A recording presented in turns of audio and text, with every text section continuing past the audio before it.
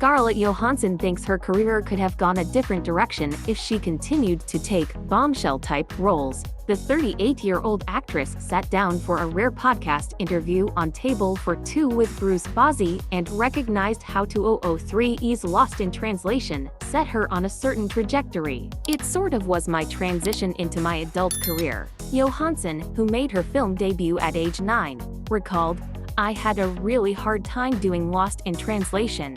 I was 17, I was far away. I was working with Bill Murray, who I was an enormous fan of, and he obviously has a very big personality. And he's sort of a formidable character at times. Our characters have this kind of real love for one another, this profound relationship. And that was hard for me too. I struggled with that for different reasons." Weeks after wrapping Sofia Coppola's romantic dramedy, Johansson went on to film Girl with the Pearl Earring alongside Colin Firth.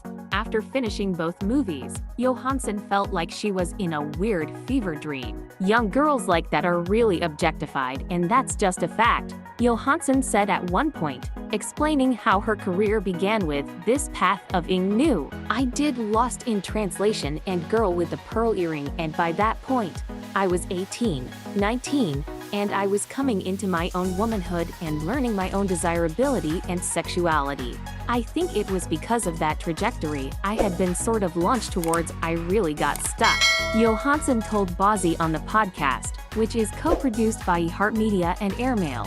"I was kind of being groomed, in a way, to be this what you call a bombshell type of actor. I was playing the other woman and the object of desire, and I suddenly found myself cornered in this place, like I couldn't get out of it. Right around that time is when I met with Brian." Johansson is referring to CAA partner and co-chairman, Brian Lord. The actress credits the powerhouse agent, who is married to Bozzi, with changing her career. "It would be easy to sit across from someone in that situation and go, 'This is working,'" she said. "But for that kind of bombshell, you know, that burns bright and quick, and then it's done, and you don't have opportunity beyond that. And I just felt, how is this burning out so quickly?" It was an interesting, weird conundrum to be in, but it really came back to doing work to working at it and trying to carve a place in different projects and work in great ensembles. One incredible opportunity that came along was the second Iron Man film. That part at the time was very underdeveloped and over-sexualized, but I wanted to form a relationship with Jon Favreau, who I worked with a couple of times after that, who's an inspiration for me. And I also wanted to work with Kevin Feige,